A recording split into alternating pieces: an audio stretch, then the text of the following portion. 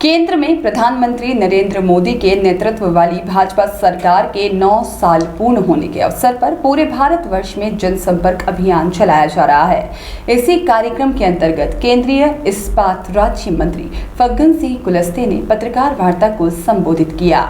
अपने संबोधन में उन्होंने कहा कि देश की 130 करोड़ जनता ने नरेंद्र मोदी जी के नेतृत्व पर भरोसा किया और इस भरोसे ने 2014 से 2023 के इन 9 सालों में ही देश में शांति, समृद्धि और विकास की गति और सरकार की मंशा स्पष्ट कर दी है। भारत वह दिन नहीं भूला है जब यह कहा जाता था कि हम तो दिल्ली से 1 रुपये भेजते हैं लेकिन गरीबों तक सिर्फ 15 पैसे पहुँचते हैं, और आज देश यह दिन भी नहीं भूलेगा कि दिल्ली से आज 100 रुपये चलता है तो गरीब के पास पूरा का पूरा 100 रुपया ही पहुंचता है। आज हमारे प्रधान सेवक हर आपदा में देशवासियों के साथ खड़े मिलते हैं।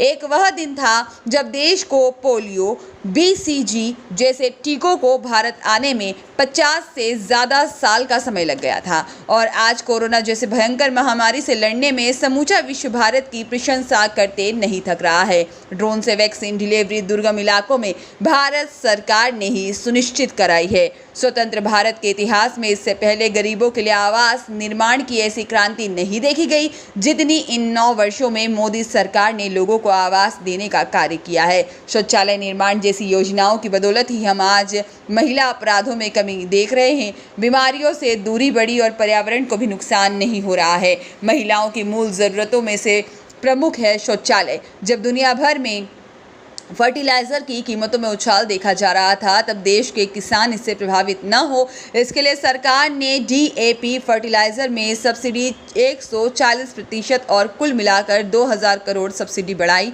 विकास सम्मान निधि से 11.4 करोड़ लाभान्वित हैं और फसल बीमा के अंतर्गत 1.4 लाख करोड़ रुपए के क्लेम किसानों को मिले हैं। नई तकनीक के इस्तेमाल से हमारे किसानों की मौसम पर निर्भरता कम हुई है। समाज के हर वर्ग को अपना सम्मान मिलता रहे, इसके लिए सरकार की प्रतिबद्धता किसी से छिपी नहीं है।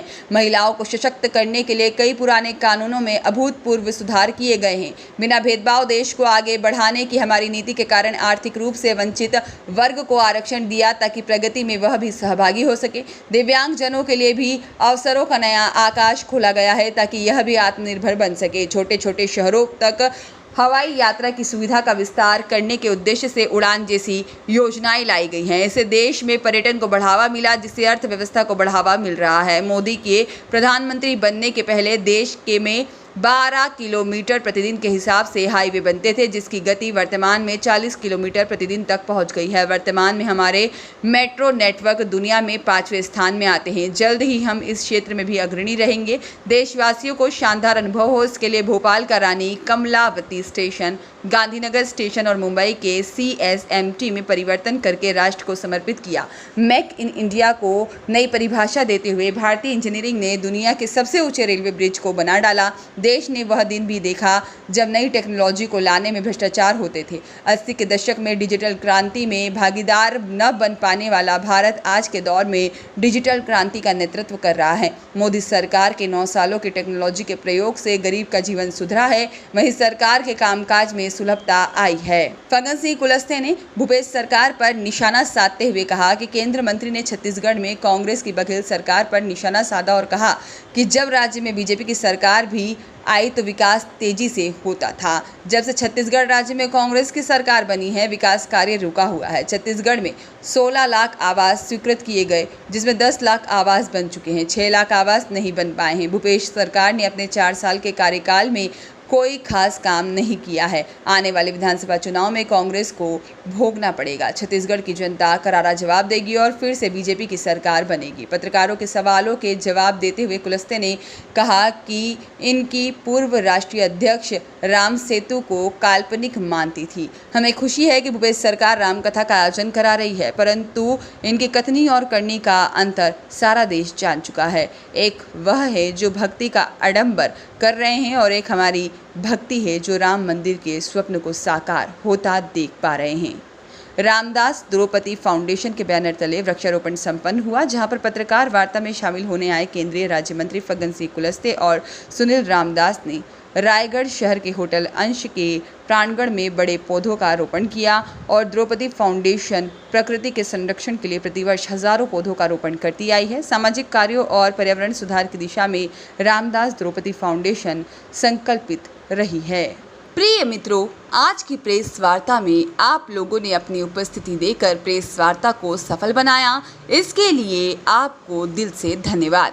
आपका अपना सुनील रामदास, रायगढ़।